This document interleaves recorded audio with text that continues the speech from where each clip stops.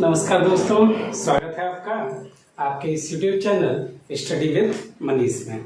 दोस्तों, आज से हम लोग भारतीय संविधान या भारतीय राज्य व्यवस्था, संविधान और राज्य व्यवस्था में अंतर होता है, क्या अंतर होता है, कैसे अंतर होता है, ये मैं बताऊंगा आप लोगों को आगे की क्लास में। आज से हम लोग संविधान का अध्ययन आरंभ करेंगे, भारतीय राज्य व्यवस्था का अध्ययन आरंभ करेंगे। देखिए, संविधान या राज्य व्यवस्था अगर इसकी बात की जाए तो भारत में संविधान या राज्य व्यवस्था, इसकी नींव कहाँ से पड़ी, कहाँ से संविधान आरंभ कहाँ से होता है, संविधान का स्रोत क्या है, संविधान की जो विचारधारा है वो विचारधारा निकल के कहाँ से आती है ना, कैसे कैसे भारत में संविधान का विकास हुआ है। तो एकदम बेसिक से स्टार्ट करेंगे हम लोग और फिर धीरे धीरे आगे हम लोग सारी चीज़ें डिस्कस करेंगे। आज से इस क्लास में हम लोग भारत में संवैधानिक विकास को पढ़ना स्टार्ट करेंगे। दोस्तों, संवैधानिक विकास की अगर मैं बात करूं तो संवैधानिक विकास का मतलब क्या है, आखिर भारत में संवैधानिक विकास शब्द का तात्पर्य किन चीज़ों से लिया जाता है या इसका मतलब क्या है, अगर मैं आप लोगों को समझाऊं तो देखिए, आप सबको पता है कि मुगलों के शासन के उपरांत जब ईस्ट इंडिया कंपनी का भारत में शासन स्थापित हो जाता है और ईस्ट इंडिया कंपनी भारत में राजनीतिक जो व्यवस्था थी उसको अपने कंट्रोल में कर लेती है और भारत में शासन चलाना आरंभ करती है, तो देखिए, ब्रिटेन की जो आप परिस्थितियां देखेंगे आज भी या उस समय भी, तो आप सबको पता है कि ब्रिटेन में जो सत्ता का केंद्र होता है वो ब्रिटेन में सत्ता का केंद्र होता है प्रिंस अर्थात राजा, जिसको आप लोग क्राउन कहते हैं, है ना। मतलब ब्रिटेन में जैसे भारत में राष्ट्रपति आप देखते हैं, देश का सर्वप्रमुख व्यक्ति राष्ट्रपति, सर्वोच्च सत्ता राष्ट्रपति होता है, वैसे ही ब्रिटेन में आप देखेंगे तो ब्रिटेन की सर्वोच्च सत्ता किसके हाथ में होती है, राजा के हाथ में होती है। तो आप सबको पता है कि ईस्ट इंडिया कंपनी की जब स्थापना हुई और ईस्ट इंडिया कंपनी जब भारत में आई, ईस्ट इंडिया कंपनी का भारत में आने का जो प्रमुख उद्देश्य रहता है वो प्रमुख उद्देश्य रहता है व्यापार करना। आप सबको पता है कि 31 दिसंबर 1600 ईस्वी, ध्यान से समझने का जरा प्रयास करिएगा कि 31 दिसंबर 1600 ईस्वी को ब्रिटेन में इस कंपनी का जन्म होता है जिसे आप लोग ईस्ट इंडिया कंपनी कहते हैं। मतलब ईस्ट इंडिया कंपनी की स्थापना 31 दिसंबर 1600 ईस्वी को ब्रिटेन में हुई थी। आप देखेंगे तो इसके लिए वहाँ महारानी एलिजाबेथ प्रथम, वहाँ पर महारानी एलिजाबेथ प्रथम ने एक आदेश जारी किया था। महारानी एलिजाबेथ प्रथम ने एक आदेश जारी किया था जिसे आप लोग रॉयल चार्टर कहते हैं, जिसे आप लोग रॉयल चार्टर के नाम से जानते हैं। और ये सबसे अच्छा रॉयल चार्टर का आदेश, राज, इसका अर्थ क्या होता है, इसका अर्थ होता है राजलेख। जरा ध्यान से समझिएगा, राजलेख। 31 दिसंबर 1600 ईस्वी को महारानी एलिजाबेथ प्रथम ने एक रॉयल चार्टर, राजलेख जारी करके ईस्ट इंडिया कंपनी को पूर्वी देशों से व्यापार करने के लिए, कहाँ से, पूर्वी देशों से व्यापार करने के लिए आदेश जारी किया कि इनको अधिकार दिया कि आप पूर्वी देशों से व्यापार कर सकते हैं। और इस राजलेख में लिखा हुआ था कि यह कंपनी 15 वर्षों तक पूर्वी देशों के साथ व्यापार करेगी। अब ईस्ट इंडिया कंपनी भारत में आती है और भारत में आने के उपरांत आरंभिक समय में ईस्ट इंडिया कंपनी का केवल एक काम था कि वो भारत में व्यापार करते थे, भारत से वस्तुएं खरीदते थे, ब्रिटेन ले जाते थे और वहाँ बेच देते थे, बदले में मुनाफा मिलता था ईस्ट इंडिया कंपनी को।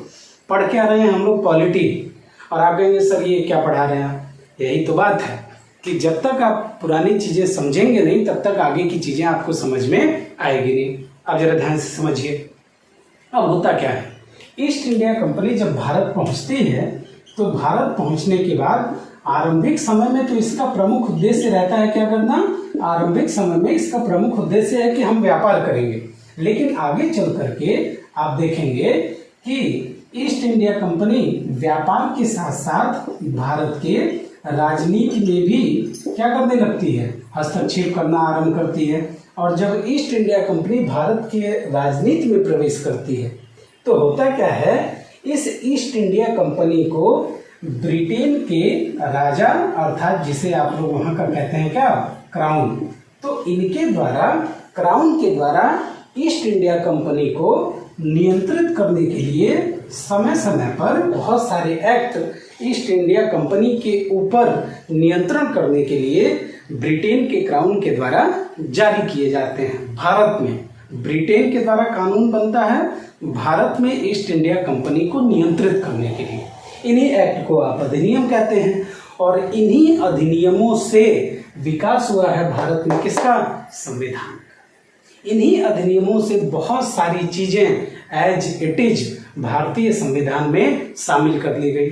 आप एक अधिनियम पढ़े होंगे, भारत शासन अधिनियम 1935, और भारत शासन अधिनियम 1935 से बहुत सारी ऐसी चीजें हैं जो जैसी की तैसी उठाकर भारतीय संविधान में शामिल कर ली गई थी। तो इन्हीं सब चीजों को बेसिकली हम लोगों को पढ़ना है किसमें, भारत के संवैधानिक विकास में। अब जरा ध्यान से सुनिए, बात कर रहे हैं हम लोग किसकी, संवैधानिक विकास की बात कर रहे हैं हम लोग, किसकी बात कर रहे हैं हम लोग, संवैधानिक विकास की। तो अब एक बात नहीं समझ में आ रही है सर कि एक बात बताइए, संवैधानिक विकास में किस चीज का विकास हुआ? आखिर शब्द है डेवलपमेंट, कॉन्स्टिट्यूशनल डेवलपमेंट, तो आखिर विकास हो किस चीज का रहा है? तो भारत में संवैधानिक मूल्यों का विकास हुआ, संवैधानिक मूल्यों का विकास हुआ। अच्छा जी, दूसरा किस चीज का विकास हो रहा है? तो दूसरा विकास हुआ भारत में संवैधानिक संस्थाओं का, संवैधानिक संस्थाओं का विकास, संवैधानिक संस्थाओं का विकास। देखिए दो चीजों का विकास हो रहा है। पहला विकास किस चीज का हुआ? पहला विकास हुआ संवैधानिक आदर्शों का, संवैधानिक मूल्यों का, कॉन्स्टिट्यूशनल वैल्यूज का। सर ये संवैधानिक मूल्य क्या हैं? कॉन्स्टिट्यूशनल आखिर ये हैं क्या? वैल्यू कौन सी वैल्यू कि आखिर हमको तो नहीं समझ में आ रहा कौन सी वैल्यूज हैं ये। तो देखिए अगर आप देखेंगे तो भारत में पहली बार इन्हीं एक्ट, इन्हीं अधिनियमों में पहली बार इन शब्दों का प्रयोग किया गया, पहली बार इन बातों का प्रयोग किया गया कि आखिर स्वतंत्रता क्या है, न्याय क्या है। आप देखेंगे भारत में पहली बार आप देखिए डेमोक्रेसी शब्द जो हुआ, जो आप जिसे लोकतंत्र कहते हैं, वो शब्द भी कहाँ से आए? इन्हीं अधिनियमों से निकल के आए। तो लोकतंत्र क्या है, न्याय क्या है, स्वतंत्रता क्या है, फ्रीडम क्या है, जुडिशरी सिस्टम, ये सब सारी चीजें निकल करके आती हैं कहाँ से? संवैधानिक मूल्यों से। और भी बहुत सारी चीजें हैं, सामाजिक न्याय, सोशल जस्टिस जिसे आप लोग कहते हैं, सामाजिक न्याय, और भी कुछ चीज, बहुत सारी चीजें हैं, सामाजिक न्याय, आर्थिक न्याय, राजनीति। आखिर इन सब मूल्यों का विकास होना आरंभ हुआ किससे? कॉन्स्टिट्यूशनल डेवलपमेंट से, उन्हीं अधिनियमों से। अच्छा सर, संवैधानिक संस्थाएं क्या हैं? ये कॉन्स्टिट्यूशनल बॉडीज क्या हैं? तो इसमें देख लीजिए, संवैधानिक संस्थाओं की बात करें तो पहले नंबर पे विधायिका, विधायिका क्या है, कार्यपालिका क्या है, न्यायपालिका क्या है, विधायिका, कार्यपालिका, न्यायपालिका, ये सब सारी चीजें इन्हीं अधिनियमों के द्वारा धीरे धीरे धीरे धीरे भारत में विकसित होनी शुरू हुई। हमें ये पता चलना आरंभ हुआ कि हाँ कुछ विधायिका भी होती है। विधायिका मतलब क्या? जहां पर कानून बनाया जाता है, लेजिस्लेशन, है ना। कार्यपालिका एग्जीक्यूटिव, न्यायपालिका जुडिशियरी। तो इन सब सारे शब्दों से धीरे धीरे, इन सब सारे शब्दों से धीरे धीरे भारत में हम परिचित होना शुरू हुए। पहली बार भारत में इन सब चीजों की बात होनी शुरू हुई, इसीलिए मैंने आपसे कहा कि हम लोग पहले पढ़ेंगे क्या? भारत में संवैधानिक विकास। समझ गए इतनी सारी चीजें? अब जरा ध्यान से आगे बढ़ते हैं, समझिएगा जरा। अब एक बात बताइए, अगर कोई एक्ट है ना, और उस एक्ट को हमें पढ़ना है, कोई एक्ट है और अगर उस एक्ट को, कोई अधिनियम को, देखिए सारे अधिनियम पढ़ने हम लोग को, A to Z जितने अधिनियम पारित हुए हैं, जो इम्पॉर्टेंट चीज़ है उन सारी चीज़ों को हम लोग कवर करेंगे इस वीडियो के माध्यम से। ध्यान से समझिएगा। अगर कोई अधिनियम है, अगर कोई एक्ट है, तो ये एक्ट है, पारित हुआ है, तो इसमें क्या क्या चीज़ें पढ़ेंगे हम लोग, कौन कौन सी बातें पढ़ेंगे हम लोग, तो ध्यान से समझिए। अगर कोई अधिनियम आया है तो उस अधिनियम के पीछे कोई ना कोई कारण होगा, है ना, कोई ना कोई रीजन होगा, तभी तो वो पारित किया गया है, तभी तो ईस्ट इंडिया कंपनी के ऊपर लाया जा रहा है। तो कारण पढ़ेंगे। दूसरी चीज उस अधिनियम के प्रावधान क्या क्या हैं, इसके बारे में पढ़ेंगे। अधिनियम है तो जाहिर सी बात है कारण, जिसको आप पृष्ठभूमि कह सकते हैं, कारण, प्रावधान, और इस अधिनियम के द्वारा परिणाम क्या क्या निकला, है ना, इनके परिणामों पर भी हम लोग चर्चा करेंगे कि अब परिणाम दो तरह के हो सकते हैं, या तो कोई पॉजिटिव परिणाम निकला होगा जिसको आप लोग सकारात्मक कह दीजिए, या तो सकारात्मक परिणाम निकला होगा या तो नकारात्मक परिणाम निकला होगा। भाई एक्ट है, भारत के लिए अच्छा भी हो सकता है, भारत के लिए बुरा भी हो सकता है। बेसिकली ये कानून भारत के लिए नहीं बनाए जा रहे हैं, भारतीयों के लिए नहीं बनाए जा रहे हैं, ईस्ट इंडिया कंपनी के लिए बनाए जा रहे हैं। और अगर बना कौन रहा है, ब्रिटेन की संसद, ब्रिटेन में बन रहा है, तो जाहिर सी बात है भारतीयों के लिए अच्छा भी हो सकता है, भारतीयों के लिए बुरा भी हो सकता है। तो ये सब सारी चीजें हम लोग इसके माध्यम से पढ़ेंगे, है ना। अब जरा ध्यान से सुनिए, अब इसके आगे बढ़ते हैं। जब भारत में ईस्ट इंडिया कंपनी आई थी तो इनका, ईस्ट इंडिया कंपनी का आरंभिक उद्देश्य क्या था भारत में, तो इनका आरंभिक उद्देश्य केवल और केवल क्या करना था, व्यापार करना था। आरंभ में इनका उद्देश्य केवल और केवल व्यापार था। तो जब स्टार्टिंग में ये आए 1600 से लेकर के 1757 ईस्वी तक, तो इन्होंने भारत में केवल और केवल क्या किया, व्यापार किया। उसके बाद 1757 में आप सब लोगों को पता है कि एक युद्ध होता है, जिस युद्ध का नाम क्या है, प्लासी का युद्ध। प्लासी का युद्ध, और प्लासी के युद्ध में आप देखेंगे तो पहली बार इन लोगों ने बंगाल में राजनीतिक सत्ता के लिए युद्ध लड़ा। उसके बाद फिर अगला युद्ध होता है 1764 में, जिसे आप लोग बक्सर का युद्ध कहते हैं। रॉबर्ट क्लाइव का नाम आप लोग को याद आ रहा होगा, है ना। 1764 में बक्सर का युद्ध होता है, और बक्सर के युद्ध ने आप देखेंगे अंग्रेजों को एक बहुत बड़ी अपॉर्चुनिटी भारत में दे दी। आप पुराना वीडियो जब देखेंगे तो आपको पता चलेगा कि बक्सर के युद्ध ने अंग्रेजों को 3 जगहों की, बंगाल, बिहार और उड़ीसा, बंगाल, बिहार और उड़ीसा, इन 3 जगहों का दीवानी अधिकार प्रदान कर दिया। बंगाल, बिहार और उड़ीसा का दीवानी अधिकार मिल गया किसे, अंग्रेजों को, अर्थात ईस्ट इंडिया कंपनी को। और ये पहला ऐसा चांस, दीवानी का मतलब क्या होता है, दीवानी का मतलब होता है राजस्व वसूलने का अधिकार, राजस्व वसूलने का अधिकार, है ना। आप सबको पता है बक्सर का युद्ध होता है 1700, प्लासी का युद्ध कब हुआ, 1757 में, और ये कब हुआ, 1764 में। अच्छा जी, ये जो बंगाल, बिहार और उड़ीसा की दीवानी मिलती है, ये दीवानी जिस संधि के द्वारा मिलती है, मैंने उस वीडियो में आप लोगों को पढ़ाया होगा, उस संधि का नाम क्या था, उस संधि का नाम था इलाहाबाद की संधि, इलाहाबाद की संधि। और ये संधि हुई थी 1765 ईस्वी में, इलाहाबाद की संधि 1765 ईस्वी में। इसी संधि के द्वारा बंगाल, बिहार और उड़ीसा का दीवानी अधिकार अर्थात राजस्व वसूलने का अधिकार मिल गया किसे, ईस्ट इंडिया कंपनी को। और यहाँ से ईस्ट इंडिया कंपनी व्यापार तो कर ही रही है, और साथ साथ में अब यहाँ से मतलब 1757 के बाद से आप देखेंगे तो ईस्ट इंडिया कंपनी को अब भारत में व्यापार तो करना ही है और साथ साथ में राजनीति भी करना है। और जब ईस्ट इंडिया कंपनी राजनीति करनी शुरू करती है तो यहाँ से शुरू होता है भारत की लूट। और कंपनी के कर्मचारी अत्यधिक मात्रा में आप देखेंगे भ्रष्टाचार करना आरंभ करते हैं। और जब कंपनी के कर्मचारी भ्रष्टाचार करना आरंभ करते हैं तो उसको नियंत्रित करने के लिए ब्रिटेन से बहुत सारे कानून बना करके भारत में भेजा जाता है इन्हीं अधिनियमों के द्वारा।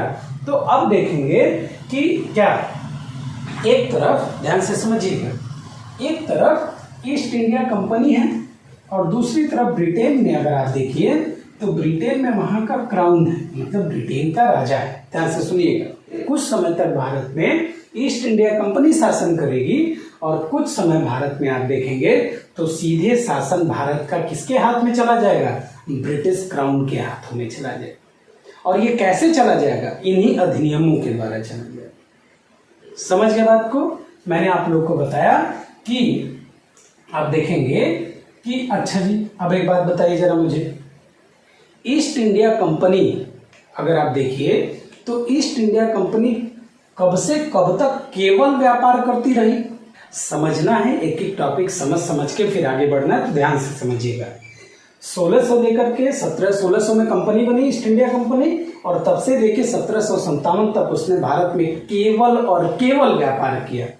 1757 के बाद 1858 तक व्यापार और राजनीति दोनों कंपनी के हाथों में रहा, और 1858 से लेकर के 1947 तक आप देखेंगे तो भारत में सीधे शासन रहा है। अगर आप देखेंगे तो भारत में सीधे शासन रहा है किसका? ब्रिटिश क्राउन का। अब जरा ध्यान से समझिएगा, बंगाल, बिहार और उड़ीसा का जो दीवानी अधिकार ईस्ट इंडिया कंपनी को मिलेगा, इलाहाबाद की संधि में प्रमुख आप देखेंगे रोल प्ले करता है कौन? Robert Clive. तो होता क्या है, इस संधि के उपरांत रॉबर्ट क्लाइव ने बंगाल में द्वैत शासन आरंभ किया था। अगर आप लोगों ने देखा हो वीडियो पिछला तो आपको पता होगा कि इसने बंगाल में क्या आरंभ किया था? तो इसने बंगाल में द्वैत शासन आरंभ किया था।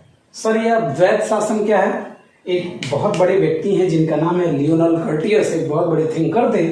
उन्होंने ही पहली बार, आप याद रखिएगा इनका नाम, एक व्यक्ति थे जिनका नाम था लियोनल कर्टियस, और इन्हीं लियोनल कर्टियस ने आप देखेंगे तो पहली बार द्वैत शासन की अवधारणा पेश की थी, first time ever in history. तो ध्यान से सुनिएगा, रॉबर्ट क्लाइव ने भारत में बंगाल में लागू किया था द्वैत शासन। सब द्वैत शासन का मतलब क्या है? ध्यान से समझिए जरा। द्वैत शासन का मतलब होता था, देखिए शासन में उस समय दो प्रकार के कार्य होते थे। एक कार्य होता था जिसका नाम था दीवानी, और एक कार्य होता था जिसको आप लोग कहते थे निजामत। दीवानी और निजामत। दीवानी का मतलब होता था राजस्व वसूलने का कार्य, और निजामत का कार्य होता था प्रशासन संबंधी कार्य। द्वैत शासन क्या है? 2 मिनट जरा समझ लेंगे। प्रशासन संबंधी कार्य। तो दीवानी वसूलने का अधिकार किसके पास था? दीवानी वसूलने का अधिकार तो ईस्ट इंडिया कंपनी का था, और निजामत का कार्य, प्रशासन संबंधी कार्य बंगाल के नवाब के पास था। मतलब बंगाल के नवाब प्रशासन देखेंगे, लड़ाई झगड़ा, मारपीट, न्याय, और दीवानी कौन देखेगा? राजस्व कौन वसूलेगा? राजस्व वसूलेंगे ईस्ट इंडिया कंपनी के अधिकारी। अब हुआ क्या, इसी के बाद से तो लूट आरंभ हुई। इसी के बाद से अगर आप देखेंगे तो लूट आरंभ हुई। आगे आएगा, आगे चलकर आप देखेंगे फिर वारेन हेस्टिंग्स इसको समाप्त कर देता है द्वैत शासन को बंगाल से। लेकिन आप देखेंगे पॉलिटी में इसका क्या योगदान रहा। पॉलिटी में इसने सीख प्रदान की किसको? ब्रिटेन को, कि इसको रोकना पड़ेगा, इस लूट को रोकना पड़ेगा। और इसी लूट को रोकने के लिए सबसे पहली बार 1773 का रेगुलेटिंग एक्ट भारत में लाया गया था। ब्रिटेन की संसद के द्वारा ये कानून को पारित किया गया, और ईस्ट इंडिया कंपनी के ऊपर नियंत्रण करने के लिए पहली बार 1773 का रेगुलेटिंग एक्ट लाया गया था, क्योंकि द्वैत शासन के द्वारा जो लूट आरंभ हुई थी उस लूट को रोकना था। तो आगे बढ़ते हैं, जरा ध्यान से समझिएगा। 2 चार्टर एक्ट हम लोग को पढ़ने हैं। पहला चार्टर एक्ट पढ़ना है 1600 का चार्टर एक्ट, 1600 का चार्टर एक्ट, और एक एक्ट पढ़ना है 1726 का चार्टर एक्ट, जो कंपनी के ऊपर नियंत्रण करने के लिए लाया गया था। अच्छा, 1600 का चार्टर एक्ट 31 दिसंबर 1600 को जारी किया गया था, राजलेख, और एक मैं आप लोग को पढ़ाऊंगा 1726 का चार्टर एक्ट, 1726 का राजनीति। अच्छा जी, इसके बाद और कौन कौन सा अधिनियम, कौन कौन सा एक्ट पढ़ेंगे हम लोग इसमें, जरा उनको देख लेते हैं। देखिए इन सब चीजों का जो मैंने अभी आप लोग को बताया, संवैधानिक विकास में तो कोई योगदान नहीं है, लेकिन संवैधानिक विकास होना आरंभ, बैकग्राउंड उसका कैसा है, पृष्ठभूमि क्या है, वो यहाँ से निकल के आता है। दो तरह के एक्ट हम लोग पढ़ेंगे। एक एक्ट वो एक्ट होंगे जो ईस्ट इंडिया कंपनी के ऊपर, एक एक्ट वो एक्ट होंगे जो ईस्ट इंडिया कंपनी पर नियंत्रण लगाएंगे, और दूसरे एक्ट वो होंगे जो सीधे ब्रिटिश क्राउन के द्वारा, जिनके माध्यम से भारत में शासन किया जाएगा। तो वो कौन कौन से एक्ट हैं जो ईस्ट इंडिया कंपनी के ऊपर नियंत्रण करने के लिए जारी किए गए थे? तो इसमें जो सबसे पहला अधिनियम लाया गया था वो लाया गया था 1773 का रेगुलेटिंग एक्ट, 1773 का रेगुलेटिंग एक्ट। दूसरा एक्ट कौन सा लाया गया? पहला एक्ट था 1773 का रेगुलेटिंग एक्ट, दूसरा एक्ट लाया गया था act of settlement,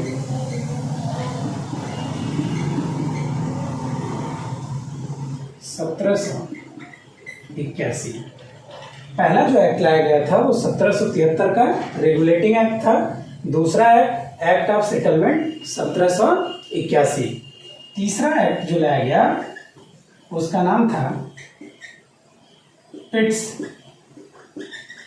India act 1784। चौथा एक्ट जो पारित किया गया था उसको आप लोग बोलते हैं 1786 का अधिनियम। ध्यान से समझिएगा, 1786 का अधिनियम, 1786 का अधिनियम। पांचवा पढ़ेंगे आप लोग चौथा कौन सा था? चौथा था आपका 1786 का अधिनियम। अगला देखेंगे 86 के बाद तो 1791 का अधिनियम, 1791 का अधिनियम। उसके बाद छठवां आप लोग इसी में पढ़ेंगे 1813 का अधिनियम, 1813 का अधिनियम। उसके बाद दूसरा पढ़ेंगे आप लोग 1833 का अधिनियम, 1833 का अधिनियम। और ये सातवां था। आठवां पढ़ेंगे आप लोग 1853 का अधिनियम, 1853 का अधिनियम। ये 8 अधिनियम आप लोग पढ़ेंगे जो ब्रिटेन की संसद ने ईस्ट इंडिया कंपनी के ऊपर नियंत्रण करने के लिए जारी किया था। पहला क्या था? 1773 का रेगुलेटिंग एक्ट, दूसरा क्या था? एक्ट ऑफ सेटलमेंट 1781, तीसरा क्या था? पिट्स इंडिया एक्ट 1784, चौथा 1786 का अधिनियम, पांचवा 1791 का अधिनियम, छठवां 1813 का अधिनियम, सातवां 1833 का अधिनियम और आठवां 1853 का अधिनियम। अब एक चीज और समझ लीजिए, ये जो 1833 का अधिनियम है, इस 1833 के अधिनियम ने, याद रखिएगा, भारत में आप देखेंगे ईस्ट इंडिया कंपनी का जो व्यापारिक एकाधिकार था, ईस्ट इंडिया कंपनी का व्यापारिक एकाधिकार इसी अधिनियम के द्वारा समाप्त कर दिया गया था। जो ईस्ट इंडिया कंपनी का व्यापारिक एकाधिकार था, वो व्यापारिक एकाधिकार इसी 1833 के अधिनियम के द्वारा समाप्त कर दिया गया था। अगर आप लोग को यहाँ नीचे नहीं दिखाई दे रहा हो तो मैं उधर लिख दे रहा हूँ, ध्यान से समझिएगा जरा। 1813 के अधिनियम के बाद ये छठवां था, सातवां कौन सा लाया गया था? 1833 का अधिनियम, 1833 का अधिनियम। और 1833 के अधिनियम के बाद लाया गया था 1853 का अधिनियम। और 1833 के अधिनियम के द्वारा आप देखेंगे तो ईस्ट इंडिया कंपनी का जो व्यापारिक एकाधिकार था, भारत में व्यापारिक एकाधिकार, इसको क्या कर दिया गया था, इसको समाप्त कर दिया गया था। मतलब ये कहा गया 1833 के अधिनियम में कि अब भारत में केवल और केवल ईस्ट इंडिया कंपनी ब्रिटेन की भारत में आकर व्यापार नहीं करेगी। इस अधिनियम के द्वारा कहा गया कि अब भारत में इंग्लैंड का कोई भी व्यक्ति आ सकता है और भारत में आकर के व्यापार कर सकता है। इसी को कहते हैं कि ईस्ट इंडिया कंपनी का जो व्यापारिक एकाधिकार था उसे 1833 के अधिनियम के द्वारा भारत में क्या कर दिया गया था, समाप्त कर दिया गया था। तो ये 8 एक्ट पढ़ने हम लोग को जो ईस्ट इंडिया कंपनी के ऊपर लाए गए थे ब्रिटेन की संसद के द्वारा नियंत्रित करने के लिए, और कुछ अधिनियम अब हमें पढ़ने हैं जो ब्रिटिश क्राउन ने भारत में जारी किए थे ताकि वो उन अधिनियमों के द्वारा भारत में क्या कर सकें, शासन कर सकें। अब वो कौन कौन से अधिनियम हैं जरा उनको भी देख लेते हैं। ब्रिटिश क्राउन वाले भी अधिनियम देख लेते हैं, जरा ध्यान से समझिएगा।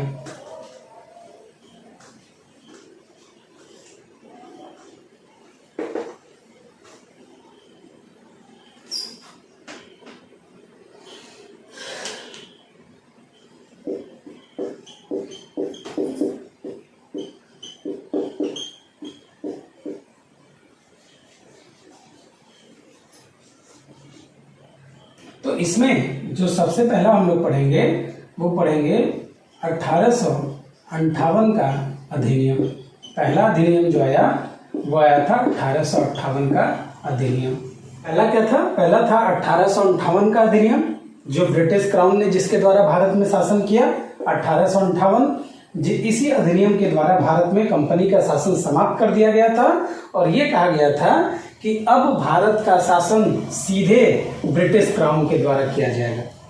1858 का अधिनियम वो अधिनियम है जिस अधिनियम ने भारत में ईस्ट इंडिया कंपनी का शासन समाप्त कर दिया और किसका शासन स्थापित कर दिया, ब्रिटिश क्राउन का शासन। मतलब अब भारत में शासन सीधे ब्रिटेन से होगा।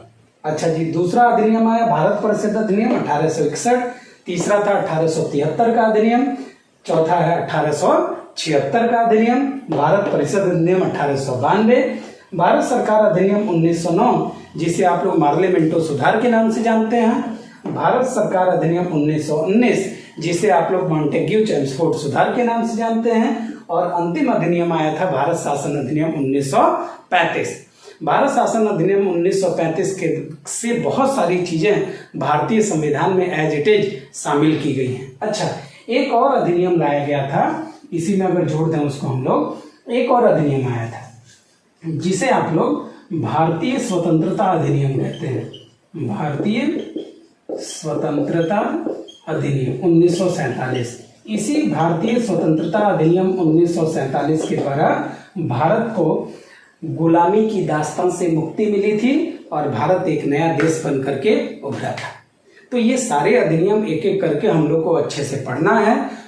जो भी इनकी संविधान की दृष्टि से महत्वपूर्ण उपयोगिता होगी उन सब चीज़ों को हम लोग पढ़ लेंगे और धीरे धीरे आगे बढ़ेंगे। तो दोस्तों, आज ज़्यादा वीडियो लंबा नहीं किया जाएगा, आज यहीं रहने देते हैं। इसके बाद अब धीरे धीरे हम लोग एक एक दो दो तीन तीन अधिनियम पढ़ते हुए आगे बढ़ेंगे। तब तक के लिए जय हिंद, धन्यवाद।